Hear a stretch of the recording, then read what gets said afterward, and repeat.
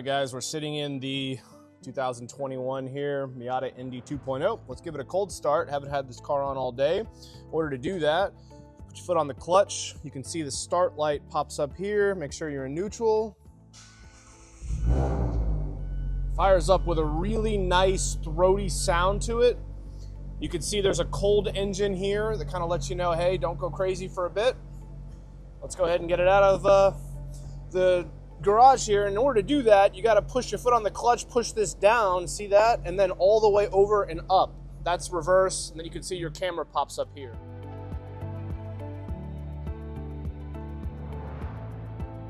Go ahead and run out third gear for you.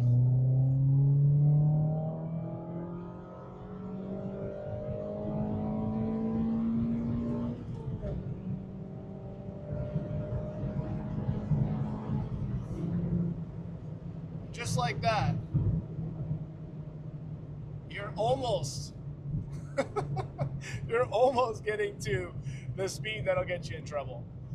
But again, so few cars you can really rev out like that, you know, and have a good time. By the way, that's me rev matching this car. This car does not come with rev matching, so it's all on you to get it right, to dial it in yourself, to get back to why you love to drive. And you know, the whole point of being an enthusiast is cars like this, you know, real driver's cars that you can enjoy and have fun and don't break the bank, you know, and don't cost a ton to run on the track, and you know, just are what they are. And I just think this is the absolute best buy right now if you're an enthusiast. Like, these in the mid-20s are so much car, and they're so much fun to drive, and I hope you guys enjoyed the review. So let's get into it. All right, guys, welcome back to the channel. My name's Adam. This is Driven Productions. We are in the HQ. If you've never been here before, this is just my personal garage. So hope you enjoyed the content. This is the new to me ND 2.0 Miata. This thing is one of the all-time greatest hits, in my opinion, for the Miata, right up there with the Mazda speed that we also have. And I gotta say, it's a good time. So we're gonna go through the whole car real quick. Now, first of all, if you're not into the Miata, just go drive one. Watch the point of view drive. That'll give you a little bit of color. This particular one is one of the best cars you can get. It is the Club Sport Edition, which means you have the upgraded engine. This is a 2021, so this has the 181 horsepower, 7,500 RPM redline, Skyactiv G 2-liter 4-cylinder engine. This also has an intake, strut bar, full headers, all the way back exhaust. Doesn't sound too ostentatious, although it's definitely spicier. And then you've got this oil catch can here. You've got 15mm spacers followed by 20mm spacers, which give it that nice stance. You do have this lowered as well. The Club Sport package is a $4,500 package. It includes the BBS wheels. It includes the red Brembos, front and rear, as you can see. Pretty awesome looking wheels, I gotta say. Obviously red brakes, very cool with the white. Coming to the inside, paint here. Also part of the Club Sport package, the Recaro Racing buckets. Very comfortable seat, adjustable at the lean angle here, adjustable here, heated, nice speaker here on both sides, and then you also have the Alcantara with some stitch lines. A really nice seat and very comfortable. And really good for the track too. I actually have taken it to the track already, and it's a great seat. You are not flopping around too much. So this one also has the upgraded doors is here as well, guys. So again, just all the stuff that I would have done. Now coming to the rear, really good looking rear area. I just dig it. It's such a beautiful looking car from pretty much every angle. You know, it's not ostentatious, but it's very cool. I think Mazda really crushed it with this particular car. Now, real quick, guys, I did want to talk about the difference between getting the hardtop convertible, which has these big pillars here. I personally think that that looks really good, but just keep in mind you add a little bit more weight, and then you also have some blind spots here because you have those areas. So this is more the purest Miata for sure. It's obviously the one I went with. I really do like the hardtop though, because if you're gonna daily that car, you got a lot more weather, that's probably the way to go. The soft top is noisier and it just doesn't feel as luxurious as having a hardtop. I also think the hardtop looks good. Having said that, for what I plan to do with this car, I love that you can get this thing up and down so easily. It is ridiculous. Watch this.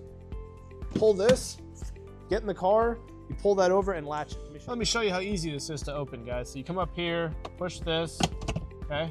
That's it. Literally, it just rocks back. Once you're in this position, it's as simple as just going click. And I'm talking 3 seconds, you're good to go. And let's say, oh my God, it starts to rain. You do a quick little pullover, push this, grab it before you come all the way down. Make sure that's popped up and you're good. Windows will automatically roll down as well. So very easy to do. Again, so fun and simple to do, and you're never gonna have to worry about that breaking too, which is really nice. It's super light. It's all part of the ethos. All right, guys, let's go for a drive in this thing. And I'm initially gonna start off with, normal driving, and then we'll eventually warm the car up and get into some fun. So I will say today is a chilly day. It's about 51 degrees, as you can see in the bottom left. That this car does have just the right amount of information that you're going to want. I'll say first impressions, steering weight, fantastic. Clutch, fantastic. So easy to rev, so easy to shift.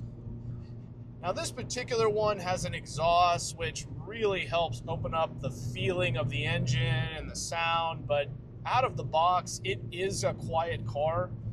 I reviewed an ND3 not that long ago. You guys loved that one. Had over 70,000 views last time I checked. And I will say that's a very quiet car out of the box. This particular one, you're driving something spicy from hello. Now you can hear in the car the roof. Now I will say with the roof down, the experience is just tremendously amplified. I mean, night and day. You get the wind in your hair, you hear the exhaust, you hear the intake a little bit. It just really adds tremendously more enjoyment out of for the car, Now with the roof on, I'm a little claustrophobic in here, not gonna lie. The seat is, it feels great, but my headroom is a little lacking with the roof on. Now, guys, I want to say, when you're cruising in this car, it's fantastic.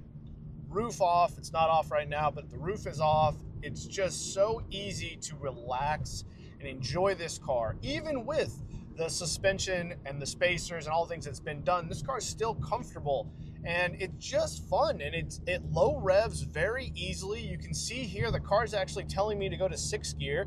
I'm doing 40 miles an hour. So, you can literally down under 2,000 comfortably in this car, and I'm talking about 30 plus miles a gallon. So you don't have to be banging it off the rev limiter. It's really, from that perspective, a great daily driver. I mean, look at this. It's totally fine at being at 1,500 RPMs. Now, would I recommend you drive your Miata there all the time? No.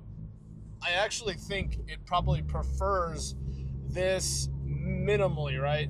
But it really does a great job of having that dual personality, freaking the sheets when you want it, something that's comfortable, dailyable, great fuel economy, fairly comfortable. I mean, don't get me wrong, it's a sports car, but it doesn't beat you up too bad. Now, grant you, if I take those coilovers and I crank them down to all the way firm, this car gets to be a little harsh, a little more race car.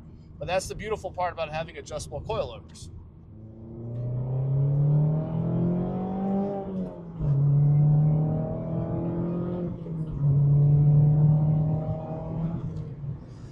Guys, I can't describe to you how fun it feels to just full throttle shift all of the time. We as car enthusiasts have forgotten what it's like to actually drive a car that is slow. You know what I mean? Because every car these days has 3, 4, 5, 6, 800 horsepower now. I mean, we're talking Mustangs with 700 horsepower, right? We're talking about, you know, common like sedans that have 600 horsepower now. So what I'm getting at is you never full throttle the cars anymore, especially on the street, because you go to jail or you're going to crash into a tree doing 100 miles an hour. You know what I'm saying? And because the cars have gotten so expensive, that I also don't believe many of the enthusiasts are tracking their cars because of the liability. Are you really going to take your $380,000 to $500,000 GT3 RS, the brand new one, mind you, to the track? Don't get me wrong. I know a couple of guys that do, but they also have generational wealth that they inherited. So it's one of those things. It's like, hey, you know, do you want to risk that kind of money? Because a lot of insurances, they will not cover the car 100%, right? So you crash the car, your deductible's 10, 20%, and you've lost so much value in that car. Now, that is a lot of fun, guys. You know what I mean? That's something that you're not going to do in your new modern car very often, because if I had done full throttle, third, fourth, like I just did, instead of doing 85, I'm doing 135. And that's the truth. I mean, it's crazy how fast cars have gotten. So if you're a driver, if you're somebody like me who just loves to drive and experience what it is, it's not anymore for me about the flex or the ego. Having said that, I love driving around my RS. I love all the attention it gets. Don't get me wrong. I respect the guy who wants to have something that is fast and looks good and frankly has the pedigree. But for the majority of the time, especially when I'm by myself and I'm not going to a car show or I'm not trying to, like, you know, go out for dinner and impress somebody, then this is what I want to drive, because it's the most fun thing you can drive. It is just such a good time, and it's 100% on you. So if you want to go ahead and get that fourth gear shift down, then you've got to go ahead and blip it, right? You got to get it just right. If you want to get that third, it's a timing thing, and I am still trying to figure it out. Having said that, I'm almost got it down.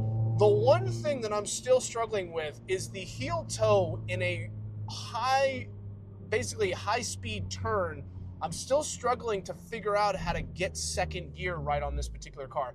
The second gear downshift is a little different than the third and the fourth. It's a little more time that it takes to get nuanced in my experience. So it's not to say, I mean, look at that. Oh, that's full throttle, guys.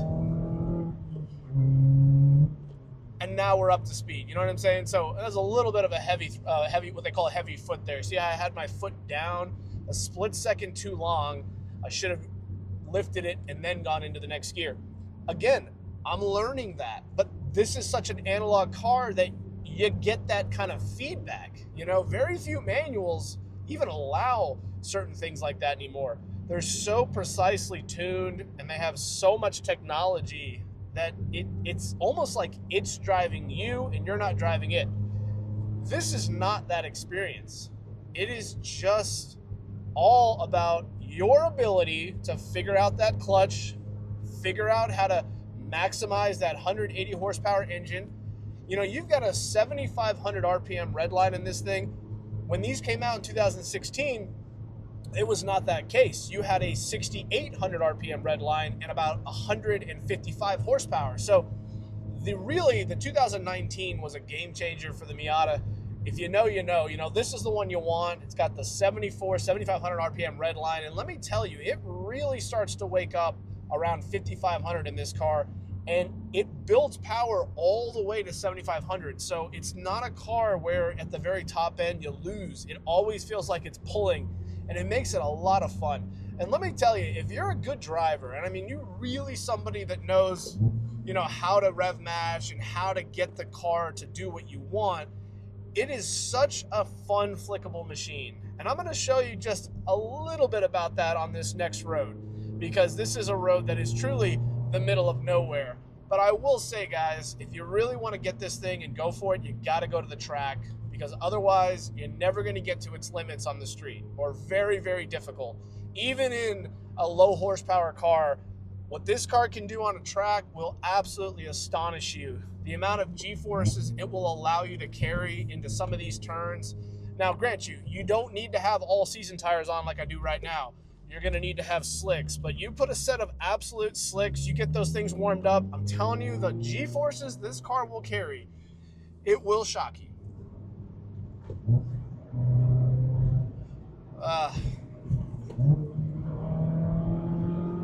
Oh, yeah. When you load it up, guys, and you really feel the way that the suspension squats, it is such a fun car. You know, it lets you kind of skate around the limit a little bit.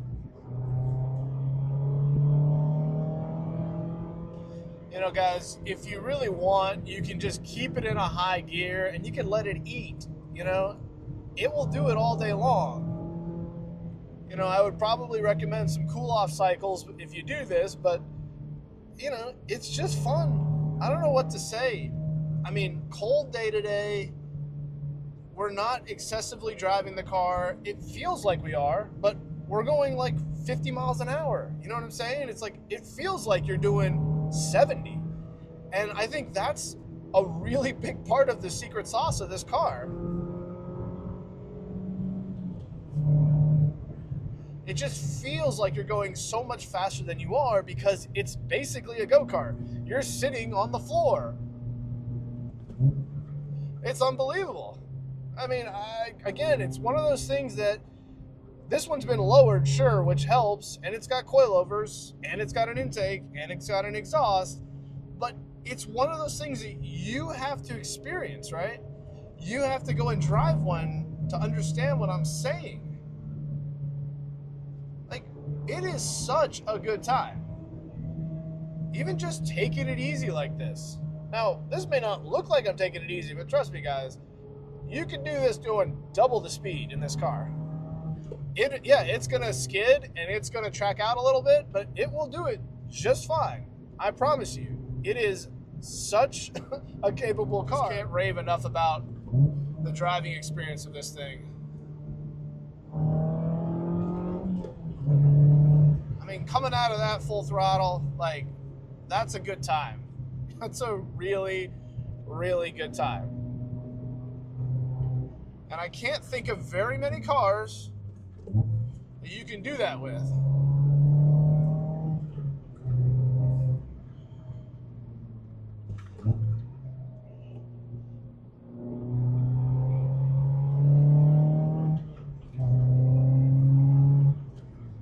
I mean, come on. That's some world-class driving for the street, okay? I'm not talking about going crazy. I can do that so much faster, but again, doing it safely, making sure we can see driveways, making sure that we understand, you know, we're not trying to hurt anybody. We're just trying to have a little bit of fun, and that shouldn't be illegal. And that is why this is such that great street car, because you do that in 85% of other modern cars. I'm sorry, but, you know, you get caught, you know, you accidentally hit a kid, you know, you do something just that you can't foresee because it happens so quick. You know, it's a shame. You're going to have that happen so much less in a car like this, though, because you're just not going to be going that fast. And if you do, you got the brakes to stop, you know, and the car is built to do it, so it's not going to, you know, lose control on you very easily, unless you're just a complete knob, which I know you're not if you're watching my content. So, anyway, guys, that is a fun back road, a wonderful drive, you know, really nothing bad. Oh, missed that second. Got the third, got the fourth, still got to work on that over rev. You see what I'm getting at? I left that in because now you're going the speed limit. You actually got to have a little bit of fun to get to the speed limit. And that's cool, you know? Don't discount that. So yeah, if you can get over the ego and the not the flex of it, then yeah, I really think that this is where it's at. What can I say beyond that?